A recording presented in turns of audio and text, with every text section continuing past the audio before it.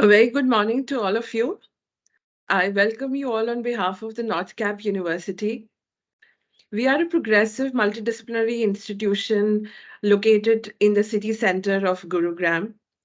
Our rich heritage of more than 25 years has given us more than 11,000 plus alumni who are well settled not just in India but abroad. There is a robust academic infrastructure which enables deep linkages with the government, industry, and research bodies.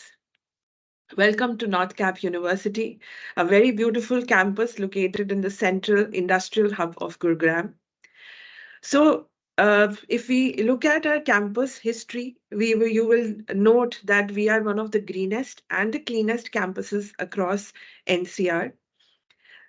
Coupled with the fact that there are smart classrooms, digital library, and a world-class infrastructure, we offer the best experience a student can look for in their graduation, post-graduation, and PhD. Our university has been awarded with several accreditations. We were recently awarded A grade in NAC. In NIRF, we were among the top 100 institutions as well as engineering is concerned.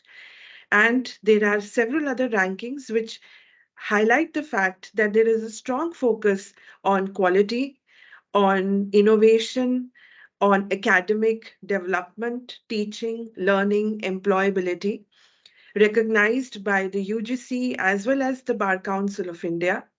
We boast of several industry collaborations that give the students an edge. We have also been given the prestigious QSI Gauge ratings. In fact, for the School of Management, we've got gold, platinum for engineering, and gold badge for law and legal studies. We welcome you all on behalf of NorthCap University. Today, there is a webinar that has been scheduled on the careers in economics, and I'm going to hand over the mic to my learned colleagues, Dr. Shaveta, Dr. Priyanka, and Preeti, who are accomplished in the area of economics, to not only guide you across what are the different options available, but also how you can prepare for a career in economics and what you can expect out of it. So over to you. Thank you, ma'am, for introducing us. Good morning, everyone. Welcome to the webinar or Careers in Economics, organized by School of Management and Liberal Arts, NorthCap University. Myself, Dr. Shaveta, Assistant Professor and Program Coordinator of Bachelor's of Economics Honors, is here to give you a brief on the various options available in economics. I in my team have Ms. Preeti Malhan, Assistant Professor in Economics, Dr. Priyanka Banerji, Assistant Professor in Economics and Analytics. Without wasting much time, I shall be coming to the presentation now.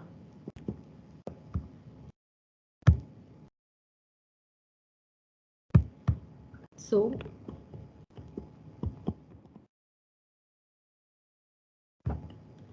let me handle, the slide has stuck. Just give me a moment. Yeah. Careers in economics. We will be talking about careers in economics, and our presentation is divided into three broad areas. One, the market demand of economists in India, outside India, or we can say across the globe, what they demand. The career prospects after the bachelor's degree, master's degrees, and PhD degree in economics, and the future skills required for any employee or any the one youth pursuing bachelor's or master's in economics. I'll begin with the demand for economists. Why economics? Why we should study economics? Few of you are stakeholders of the company right now here. Few of you are students planning to opt economics in the future. Few of you are intermediate at 12th. So you might have taken economics as your subject core, or you might have planned in back of your mind that you are going to pursue economics. But why economics? What is the reason? You might have myriad reasons of your own. Someone might be thinking that it has great career opportunities. Some might have a thought that it's an easy subject because it's of arts, but some might have thought that my sibling is doing, my friend is doing, whatever may be the reason. But I say that we live within the economics. Economics is all about you making your daily decisions. You making a decision to attend the webinar or not to attend the webinar. There is a economics behind it. Every family decision includes economics. Every economic decision, every business decision includes the economics. Not only these, but any decision you are taking on the basis of community, society, you are randomly deciding that we are going to movie or for a lunch. You will take one option. There is a economics behind that choice. So if I or you or we all look around, we live with the economics all around. That's why I personally suggest choosing economics as a best career option in this contemporary era. Coming straight, why today economists are being demanded. Earlier, when I was graduating, I used to hear or I used to read in the newspapers or magazines that economists are demanded in the public policy fronts as an academician, as an some research analyst. That's it. But today, over the span of 13 to 14 years, everything has changed. All the companies, may it be an MNC related to finance, may it be a technology company, they all are hiring economists at a speedy level. At every now and then, we have recruiters requesting us to give economists, whether they are bachelors, whether they are masters, they are pursuing PhD, they have completed PhD. They have different set of backgrounds in their demand. What kind of problems as an economist work on? There are ample, which we will be following in this, ample of problems which we take care of, which will be following now. So we say, we all know that, we all call that the Silicon Valley is hiring people, MNCs are hiring, ITs are being demanded, people are going abroad, ITs are going abroad for doing the job. But today, all economists are being hired and demanded across the universe. We call them chief economist. Whatever the company there may be, you name it, may it be a Google, may it be a Facebook, Microsoft, Netflix, anything. Today they have pooled large resources. They have a team of PhD economists. Also, they have people working as in different levels, may it be bachelors, may it be masters, and they continue to hire, they continue to demand every week and week with the different specialization. Call it financial economics, call it environmental economics, call it social economics, call it health economist, call it research analyst, whatever they demand. But the core background is economics. For example, I have quoted here 2 3 very live examples. You can understand, where you can understand what type of hiring is done by the companies, because majorly when my team meets the students at the time of admission or any other counseling session. So the first major question is that what work we need to do, why will company hire us? So some examples are here. Uber, you might have heard about Uber. You have heard Uber is not only a cab service, but it provides many other services. So Uber was in a doubt that are they required to work upon their user base, or they need to draw the services from different Uber products. They were not sure that are they going to earn more money from the existing Uber users, or they need to work upon the Uber products. Second problem with the eBay. eBay was advertising on Google. Now, eBay had a doubt that they should advertise via Google or they should independently launch their own advertising platform. Again, this is a problem. We have one more company, Airbnb. We all must have known about Airbnb when we go on our holidays and book. So Airbnb is an African American company, and initially when Airbnb was launched, it was rejected on the basis of their race. Now these problems were given to the economists of their company, may it be Uber, may it be eBay, may it be Airbnb. As I told you earlier, they all have their chief economist. So those economists in their company was given these problems and they were responsible to answer all these queries. And answer was not just random. They were asked to respond on the given database. They were provided real term, real scenario database. They did analysis and they provide the solution. I have also quoted the solution of eBay.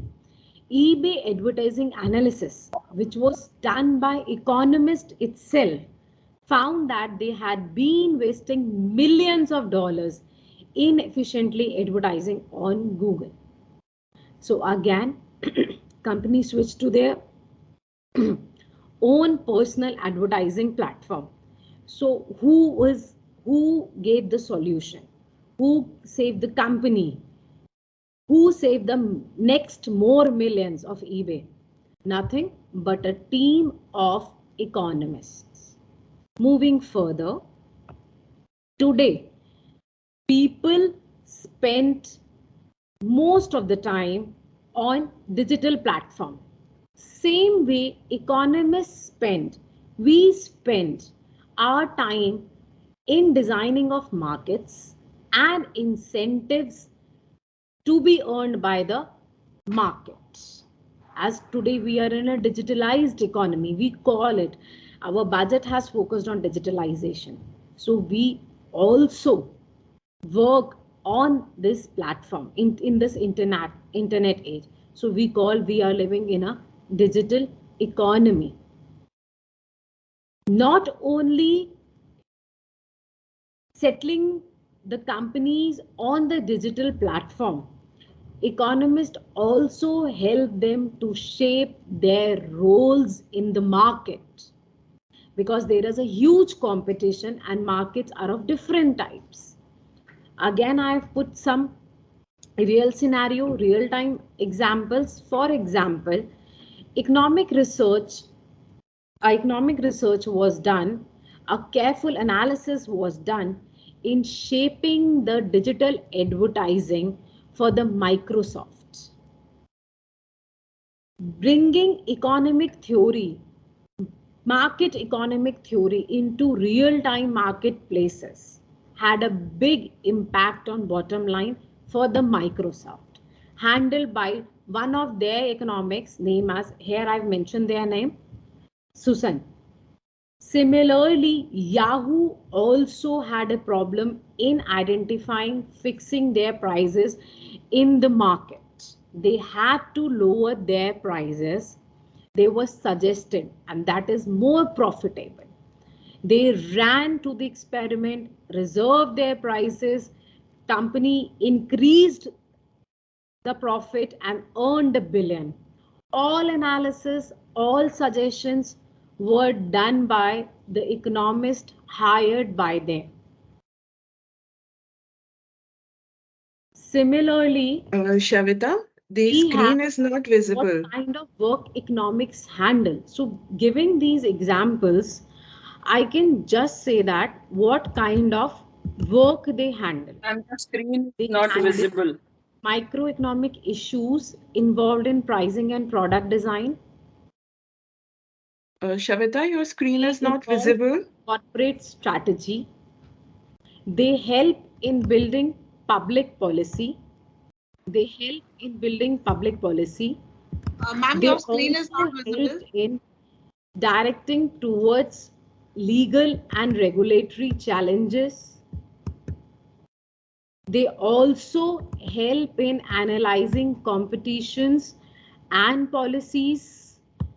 Just you name it. There is much more. You just name it, and there is much more on their lines. There is much more to come. So, what exactly you will be doing in a jobs, what kind of role you are going to fit in after doing bachelor's or master's will be taken over by my colleague Miss Preeti Malhan. Preeti ma'am. Thank you so much, Dr. Shaveta Sachdeva. I think you all are clear with what exactly economics is and why companies hire economists, right?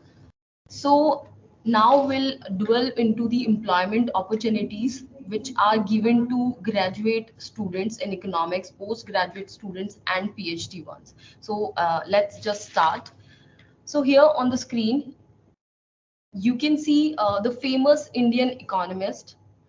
I hope you're yes. Okay, it is visible right now. Okay, you are seeing the famous Indian economist on the very right, Amritya Sen. Right, I think if school students have joined this webinar, they also have the recognition for this person. You also have studied about the SENS index, right? He is a Nobel laureate of 1998. We have Abhijit Banerjee to the very left of Amrita Sen, right? He is also a Nobel laureate in development economics. And in the center, we have bright and shining Geeta Gopinath, right? She is a graduate from Delhi University only, and now she is the first deputy managing director of International Monetary Fund. Earlier, she was working as a chief economist at IMF. And now we have Sudeep Ranjan Basu, the economic affair officer at UNCTAD. It's the organizational parts of United Nation only. We have UNDP, we have UNCTAD, right? So let's just start. What kind of profile you can have after doing economics in your studies? Okay, we are having a various role for you: economist, chief economist, treasury department, information specialist, financial analyst, market research analyst, subject experts, journal, newspaper editors, right? Entrepreneur you can become. You can become an teacher, or you can be a professor at university level, right? So some of these profile are also advisable for graduate students, and some of these profile needs to be to you be at a higher study level, like it needs masters in economics, it needs PhD in economics. Just we can take an example of economist, chief economist. These require a higher studies, okay? And you can become subject matter expert only after doing the graduation, right? You cannot become the expert of any subject, but you can start your career Can from you please show subject the matter previous expert slide, at ma'am? earliest, right? You can become a data analyst, you can become a risk analyst, right? So these are some profile which you can start early at after the graduation. Okay, now we will start next. Can we have the next slide, please? Okay, now we have profile for economics candidate. You can see RBI on your screen, IES, Finance Commission of India, Ministry of Finance, and Department of Economics Affairs, right? So after graduating in economics, there are several high cadre jobs opportunities available for you, including these prestigious government position like IES, right? So you can become an IES officer only after doing the post graduation. So you should have a segregation between graduation and post graduation jobs, right? We have RBI. In a central bank you can be recruited as an economist, right? So RBI, in RBI generally we know RBI deals with monetary policies. So here you will deal with the monetary policies. Now how does these RBI know that we have to decrease or increase our repo rate or bank rate by suppose take an example of 25 basis point? How do we know? How do we know that we need to decrease this? So this is all of the work of economists, you people who will become in future maybe, right? So we have Department of Economic Affairs. It comes under the government, Finance Commission of India, Ministry of Finance. So these deal with the fiscal policies. We have two type of policies in India here. So these government organization, these deal with fiscal policies. So if we are going as an economist or research analyst in these governmental organization, we will deal with the fiscal policy and other policy advisor, you can say. And if we'll go with RBI as an economist or research analyst, we'll deal with the monetary policies, right? Okay. So next is we'll see the potential employers. Okay, potential employers are the ones who will hire you. Okay, as you have heard Dr. Shaveta, these organization, these employers will hire you after graduation or post graduation or PhD, after doing PhD. So we'll see first this international organizations. So we can have a look over the screen. We have United Nations. In United Nations also we have various part. I have already told you this is UNDP, you can take, or United Nations Conference on Trade and Development. So we have World Bank, we have International Labor Organization, we have UNICEF, we have International Monetary Funds, we have Organization for Economic Cooperation. So these all organization deals at international level, right? So I suppose I can take one example out of it. So I'll pick up the World Bank. I want to tell you what kind of job you can have under World Bank. Okay, so you all know, I think you are aware, and if you are not aware, I would like to tell you World Bank is collective name of two organization. First one is IBRD, we all know, International Bank for Reconstruction and Development, and second one is International Development Association. So IMF and World Bank, the main difference is this only, that IMF is giving loan on regular basis to the member countries, and World Bank gives loan for constructive purpose, for development purpose, and for long term, right? So what kind of job you can have? So as an economist, you can work there, you can work on conducting economic research, you can analyze economic data, and you can provide policy advice to member countries, right? Because there are a lot of members, I think there are 189 members in World Bank, right? So you will deal with all the member countries, sometimes specifically to one or two member countries. You will frame the policies, you will advise them to frame the policies in their developing, underdeveloping, or developed nations, right? We have three type of economy. So your responsibility may also include assessing the impact of developmental projects, the projects the projects which are going under the World Bank. You will assess the viability or the impact of those projects. Okay, you can again work for as a development specialist. You can work as development specialist at World Bank on specific sectors, sometimes on specific themes. Suppose now World Bank is working for education in underdeveloping economy, so maybe you can become an a development specialist, and you can work in especially education sector, you can work there in health sector or infrastructure or climate change. So the work of development specialist is specifically in specific sectors and themes. Okay, we can have policy advisor. You will frame policies, you will advise the member countries to frame policies, how to frame policies, right? What factors they should consider while framing the policies in different type of economy. So let's have the next slide. So we have these care or world wildlife funds. We economists have an area of specialization in wildlife also. Okay, we are everywhere. Okay, next is, these are some known government organization. Okay, just an example: Department for International Development, this International Fund for Agriculture Development, Child Fund International, World Vision. Okay, so you can work under these employers. Now we have policy research institutes and think tanks. So I think these are very important for every economy, right? We have Niti Aayog.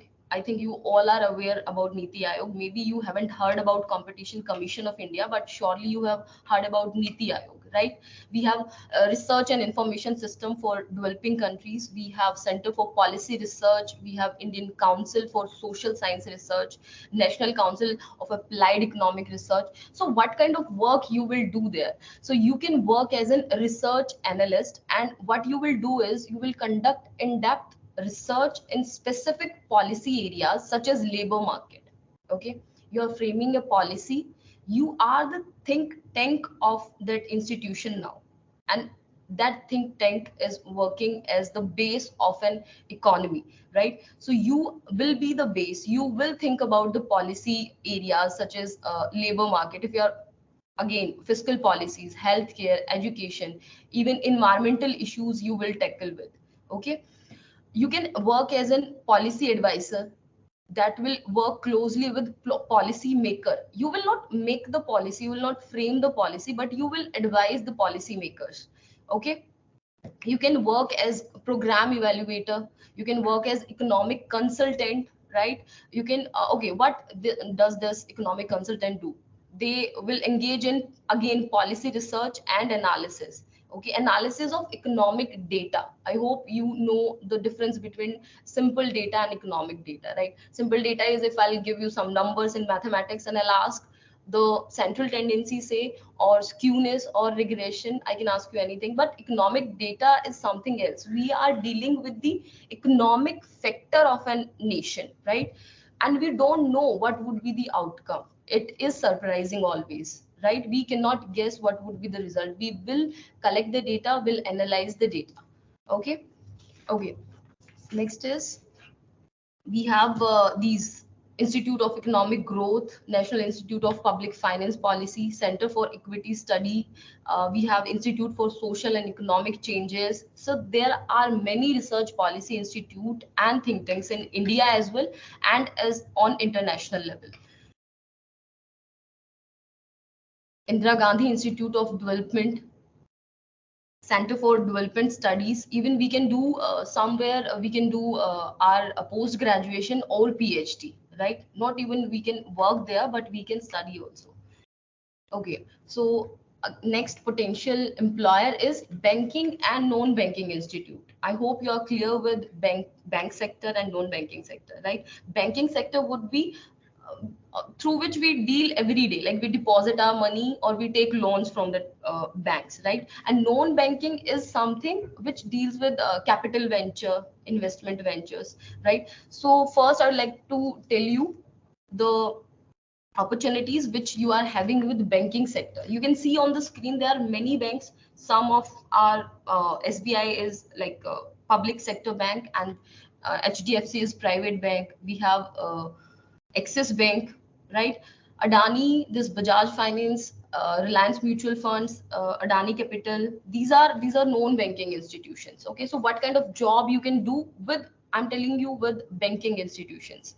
So first would be financial analyst, right? It will evaluate economic trends and analyze the financial data and provide recommendation for investment purpose, because banks also do the investment, right? So they will analyze the financial trends, investment trends, and they will suggest the banks. Now you can work as credit analyst. Credit analyst assesses the credit worthiness of an individual. That means they'll check your worthiness. If you are going to take loan from the bank, they will check your worthiness, if you are capable to return that loan or not. Okay, investment banking analyst, there you can assist in financial transactions such as merger, acquisition. I hope you are clear with these two terms, merger and acquisition, right? In merger, we merge with another company, right? If suppose there are two companies, A and B, they will get merged, right? In acquisition, one company completely acquired the other one. Okay, you can work as treasury analyst. So treasury analyst manage banks liquidity and cash flow. That person is the treasurer one, okay, that will keep an eye on the wealth, on the liquidity, on the cash flow which is going out of the bank. Okay, now with the known banking, we have again economic researcher. You can work as an economic researcher, where you would be the think tank of these non-banking financial intermediaries, right? Just like Bajaj Finance. You can work as data analyst there. You will use the statistical technique to analyze the large set of data and extract meaningful insight for those non-banking financial intermediaries. You can work as business analyst, you can work as financial planner. So how you will work as planner is, financial planner work with individuals and families to create customized financial plans. Okay, so known banking institution are very helpful in these type of customized financial plans, where we don't want to take loan from banks. You can work as market research analyst. Where you will analyze the data on market conditions, okay, consumer behavior, what type of behavior you are doing, consumers are doing right now, competitors are doing now. Economic journalist, you can work as international development specialist. So these were some jobs which you can have in non banking financial intermediaries and non banking sector. So here on the screen, you can see National Bank for Agriculture and Rural Development. That is specifically for agriculture sector. It's just like RBI to other banks. It's like a pack bank for other banks, agricultural banks. Okay, we have LIC. This is a venture capital, so it will come under non-banking institution. We have SIDBI, we have SBI. These are banking institution. We have Punjab National Bank. We have GIC. Again, this is an insurance institution, so it will come under non-banking financial institutions. Okay, now we have some profile as a trade specialist, where you can work with Federation of India, Chambers of Commerce and Industry. You can work with India Trade Promotion Organization, CII, Confederation of Indian Industries. You can work as a trade specialist there. Can we have the next slide? Okay, now this is a era of global warming. So I think this is most important work, uh, to work as environmental specialist. So what kind of job you can have when you are working for environment and sustainability? So you can work as sustainability consultant, right? You will be hired in business, you will be hired in various companies and government, non-profit organization, but you will work for sustainability. Okay, you will not make the policy, but you will suggest that how we can maintain the sustainability of resources, or of whatever resources we are dealing with, right? So your role would involve conducting economic analysis of sustainability initiative, assessing the cost and benefits of environmental projects. We have a lot of environmental projects, and I think if you are a graduation student, you would be aware of cost and benefit analysis. This is one of the measurement which is used to find the this cost and benefits of a project which is going on, right? And how much it would cost to the environment and how much benefit we will get from that.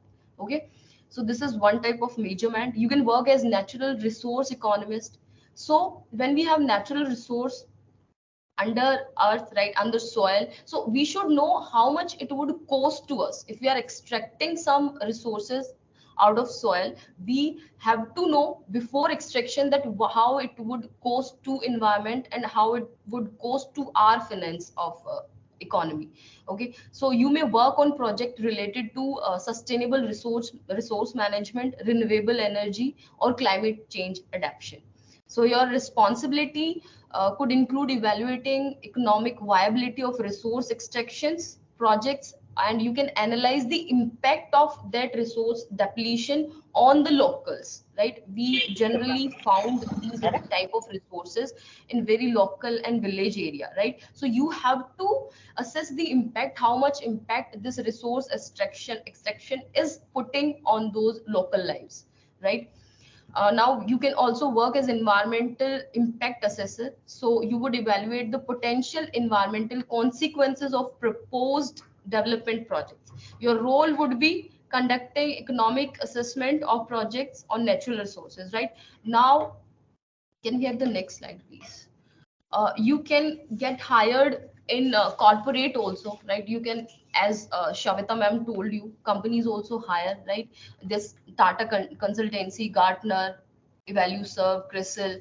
So the thing is, one of my students got a call last week from Crystal. The thing is that yes, we can give you opportunity, we can give you facilities, but the critical skills, the analytical skills, these will help you in the interview, not us. We can just provide you the facilities to have these critical skills, to think like that, but all you have to settle by yourself. So to tell you more about these critical and analytical skill which are required in these jobs, I would like to hand over the mic to Dr. Priyanka Banerjee. Ma'am, please. Thank you so much, Preeti. That was wonderful. And I hope all the students joined here for the webinar must have got a deep insight towards the careers in economics. So now I will be talking exclusively about the skills which are required for the economic candidates. And let me, before starting, tell you that these critical skills which we require today have been actually declared by World Economic Forum, WEF. So here, the skills have been divided into 5 segments. That is problem solving, self-management, working with people, technology used and development, and finally analytics. All these 5 segments, there are numerous subheads under these segments which are present in front of your screen. So when we are talking about the skills required, WEF said that these are required in 2025. We all know that we are in the era of artificial intelligence. Recently, I came across to a corporate company where they are going to replace the operations team by a software which will handle the back-end work, which are being currently done by the employees, right? So if the computers or the softwares are replacing these people, what will happen to these people? India is a developing country. We all know that. And being a developing nation, we are standing at number 1 position in, if we talk about population. So think about so many people who will be unemployed because of just one software. Recently, the students of NorthCap University went for a industrial visit, and in that company as well, we saw that the computers, the robots, not exactly the computers, though there are softwares, but there are robots which have again replaced 8 people, and they are working in that industry, those robots. So when we are talking about this era, which is totally based on artificial intelligence, what is the X factor which is in you and the companies are going to hire you? These are the skills which you all will be requiring, because once you are completed with your studies, with your academics, with your degrees, you will be there for placement. To handle artificial intelligence, to handle the robots, still we require manpower, right? And you all are far more intelligent than the artificial intelligence. So the decisioning part is still up to you. So what are the skills which are required in 2025? We should have analytical thinking and innovation, active learning and learning strategies, complex problem solving techniques, critical thinking and analysis, creativity, leadership and social influence, technology use, how you monitor those technologies, how you can control them, how you can technologically design and program the softwares, the resilience, the stress tolerance, flexibility, reasoning, problem solving and ideation, emotional intelligence, like how can you control your emotions and how can you actually control the emotions of the people who are working with you. So it is a 360-degree approach: troubleshooting and user experience, service orientation, systems analysis and evaluation, persuasion and negotiations.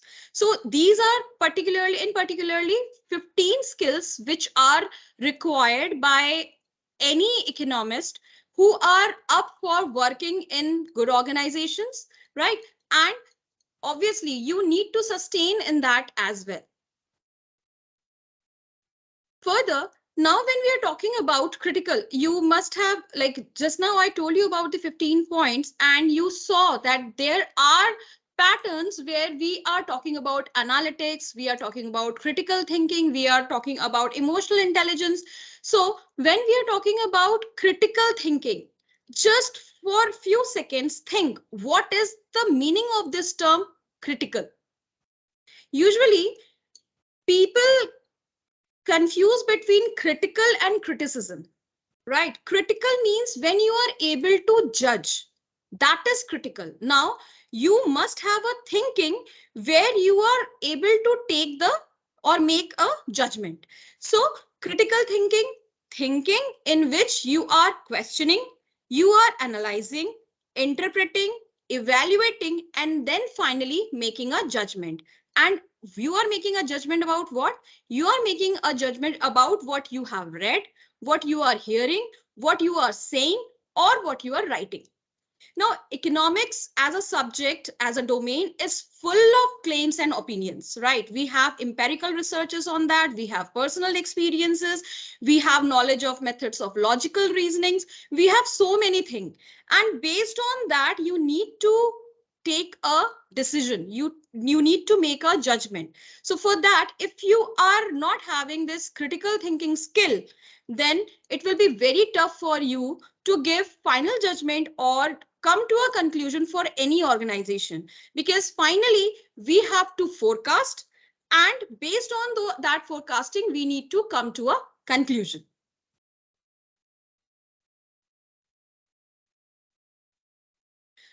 Now, analytics, it's a very important skill which today each and every company is asking for.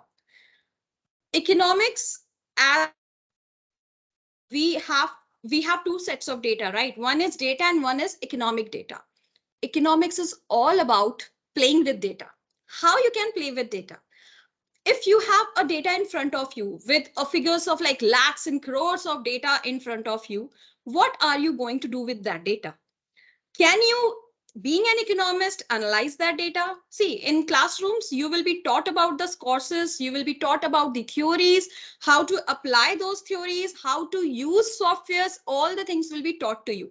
But before entering into classroom teaching, just think that if you have been given a data, what can you do with that data? Simply, you can use statistical tools. You can conclude that this is the data and this is the statistical inference of this data. This is the description of this data. The data is skewed or data has the kurtosis. It is leptokurtic, mesokurtic, platykurtic, and so on. But finally, what will the company do with your data? So here analytics comes into picture. What we have to do is, whatever figures you have, facts you have, maybe you want to check about the employment ratio of the country, maybe you have come across an important policy that for some time period we will be giving employment opportunities to this segment of people, or employment opportunities to that segment of people, or we are going to open up entrepreneurial business skills. So how what you can do is collecting several kind of data, demographic data or data based on inflation, your price strategies, your petrol prices, whatever you have, or for the company you are working upon. You can always use certain softwares. You can always use certain programmings. Obviously, you are not from CSE background, but trust me, when you are an economist and you are using certain softwares, those codes are like very handy. It's easily available under the sun in Google. You can easily go through that. And ultimately, once you are working with that, you are through it. So analytics along with economics is a very beautiful combination. When I'm saying beautiful combination, because I mean by that, because economics is having a base for analytics. You must have heard about the term machine learning. When I did my studies in economics, I was not taught about these analytical tools, say R programming, Python, or data mining, or business analytics, or whatever features we have. We were not taught about these, right?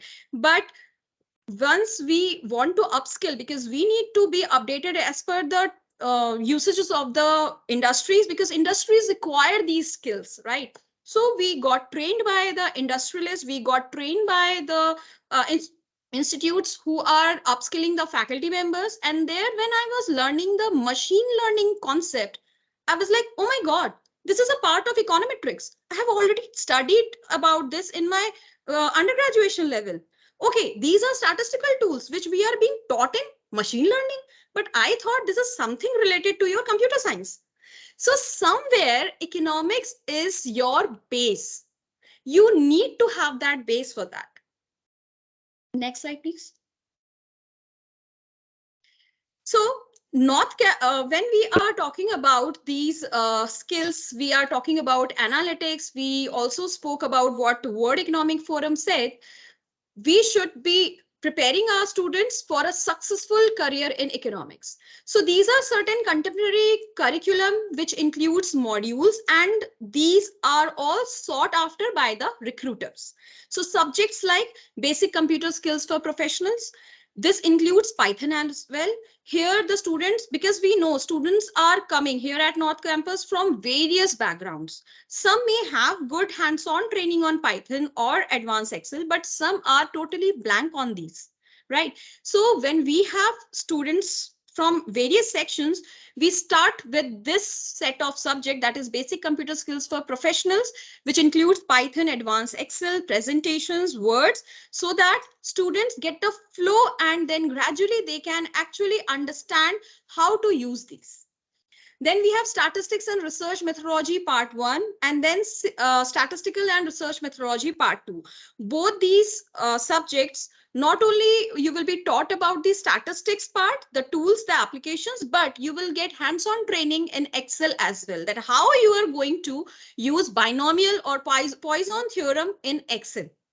Like we most of us are fan of cricket. We all cheer for our country. So now when you are not in front of the screen, what do? Well, like I personally check the Google Sports, and there I get a bar winning chances, right? India has winning chance of 95%, the other country will have 5% chance of winning, or the probability. So all these are techniques which are covered under statistics, and through this we are using Excel as well to teach the students how to use it. Then you have fundamentals of spreadsheet modeling, which is again an advanced version of Excel. Introduction to statistical programming using R. You will be taught R analytics here, R programming. So you can use data analysis using R. So when you data visualizations can be done through Python, can be done through R, SPSS, as well as Tableau. So you will be taught all these so that you have an edge with all these softwares. And once you are through that, yes, this is my domain area or this is my strong area, you can always focus in that. Our task is to show you all the possible ways. Then you have econometrics part 1 and 2. So I told you earlier also, when I was studying about machine learning, econometrics was the base. So it will give you an edge over this. Data mining, with this huge amount of data, how are you going to mine the appropriate data? That is also to be learned, because once you are with the industry, you don't have time to learn these. You already should know. Then only you will have the complete skill set by 2025, and you are perfectly fit for any organization. Data visualization, you have analyzed the data, interpreted the result, but can you present that? Data visualization means in one screen, the picture will be clear to the ones who do not have any idea about the analysis part or interpretation part or your Excel or whatever software you're using. So if I show you one screen, say Tableau shows one dashboard, and in that dashboard you can check the pie chart, the trend analysis, the various time series analysis. Everything will be there in one screen. So that is covered in data visualization, where you can be taught Power BI or Tableau. Forecasting methods, being economist, you should know how to forecast, because then only you can alert the company that yes, there can be some kind of problem, so we should always be ready with the plan B. You know about the COVID-19 approach. So those companies who had forecasting techniques, who were actually well planned, had the proper system built that in case of any problem, we have plan B ready. They actually had a good edge during that time period. So these are certain contemporary curriculum which includes such kind of modules, and NorthCap University helps you attain each and every curriculum based on the requirements set by World Economic Forum. So now this was all about the skill analysis. The forum is open for any kind of questions you have. You can text your questions in the chat box.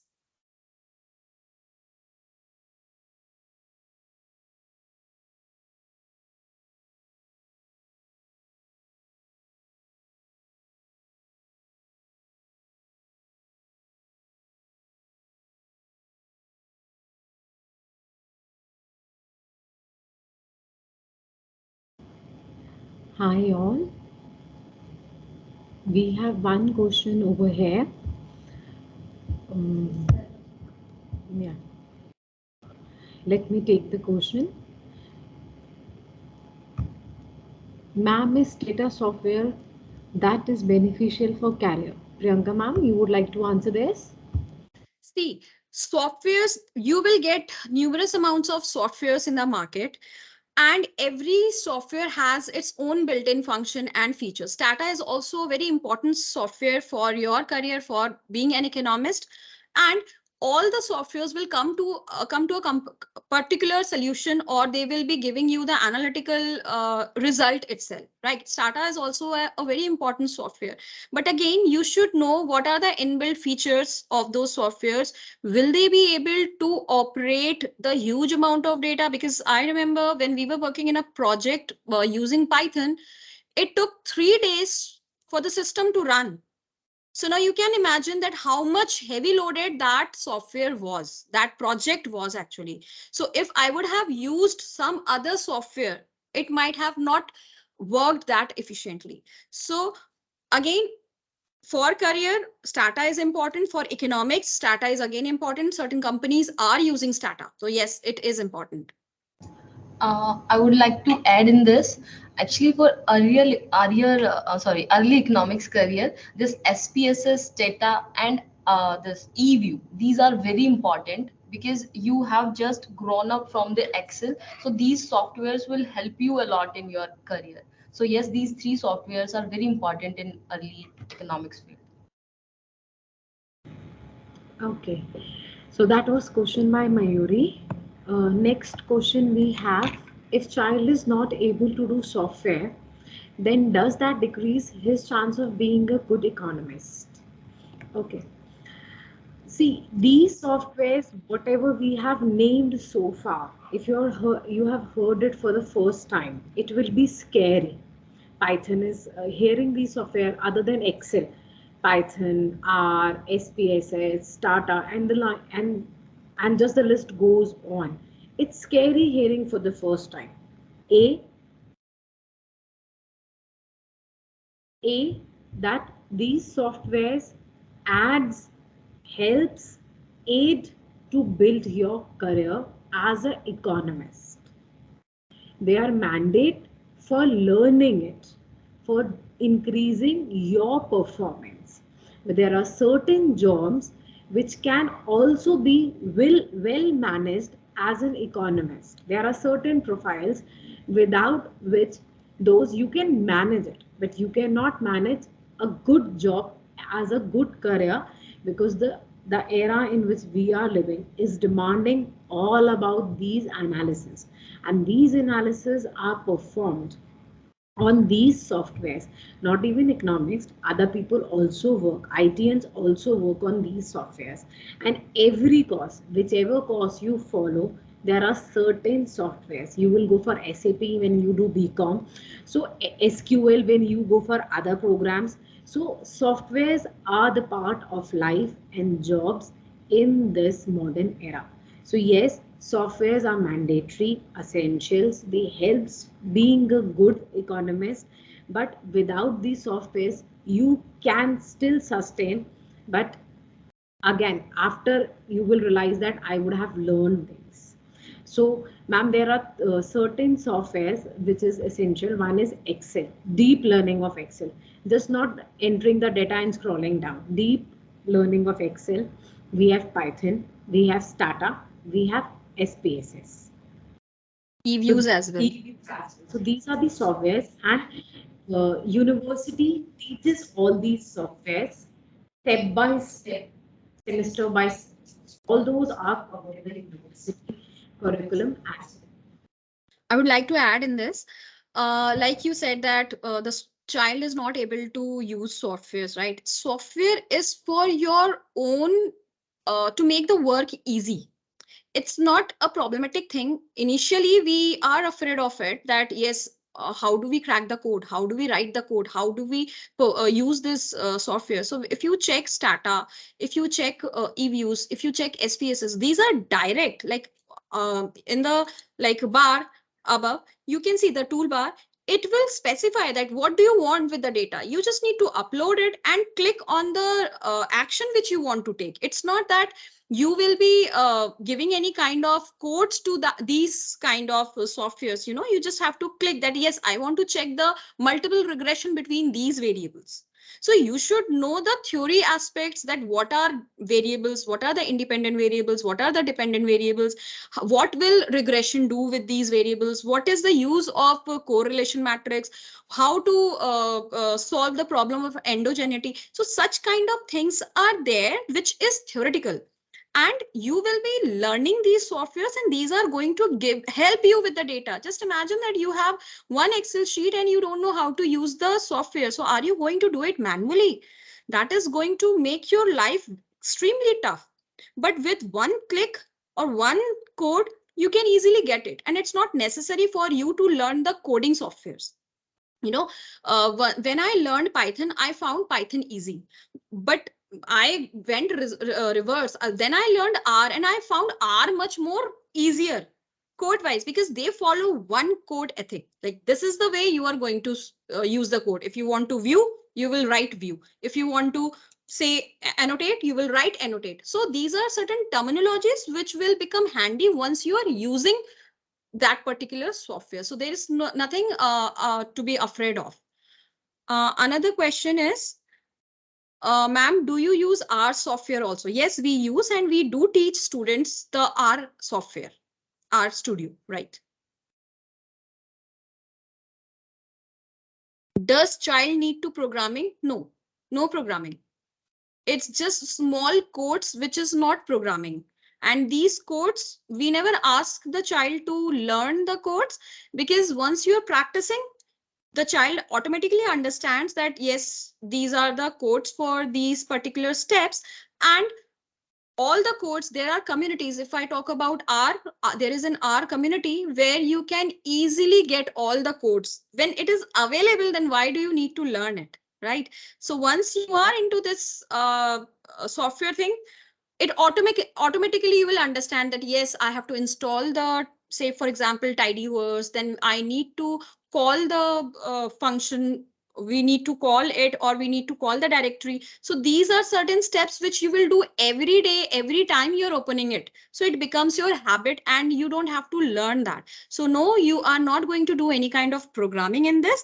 It is just an add-on. And certain courses are basically your program electives, because if you are not fond of, say deep down you don't want to learn about analytics, because analytics is just a choice for you for being an economist, so you can always opt for other core economic subjects and leave the analytics one. But yes, economics and analytics, we have a huge demand for these. And trust me, the students who have got placement with good packages had an edge over these softwares. And even certain students who got admissions abroad, they also had an edge over these tools, and they easily got admissions in reputed universities abroad. So Software names again, I think so. Shaveta ma'am wrote the name of the softwares in the chat box. Excel, Python, eViews, R programming, Stata, SPSS as well. Ma'am, from where we can learn these software courses? See, here at NorthCap University, these softwares are a part of your curriculum, and we teach the students here itself. And the students are performing practicals also. They are submitting projects based on these. So yes, these are being taught here. Apart from these, there are many external agencies who are teaching these softwares. These are softwares which you need to pay to learn outside. And these are the, like, if I talk about Python, you can get this software in your system. You just have to download Anaconda, the bigger snake. So within Anaconda, you will get Python, you will get SQL, you will get R. So Anaconda comprises of n number of softwares within itself only. Yes, SPSS, MOX, these are paid versions from IBM, and these are extremely expensive. So only institutions can actually buy such kind of softwares, because these are like 3, 4, 5 lakh rupees softwares like SPSS, MOS. So these can be bought by the institutions. And if you want to learn these softwares, you can learn these softwares through, say, Coursera or Swam portal, or in our curriculum we have made it in our part of our curriculum, so that the students can learn these. Any more questions we have?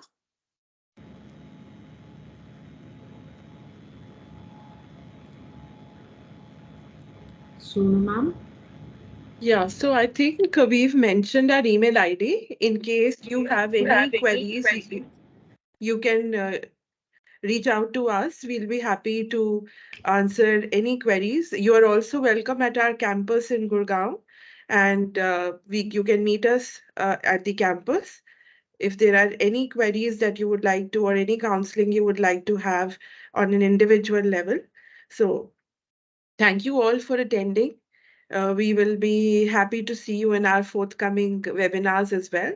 We have one planned for Friday, that is day after tomorrow, on careers in finance and accounting.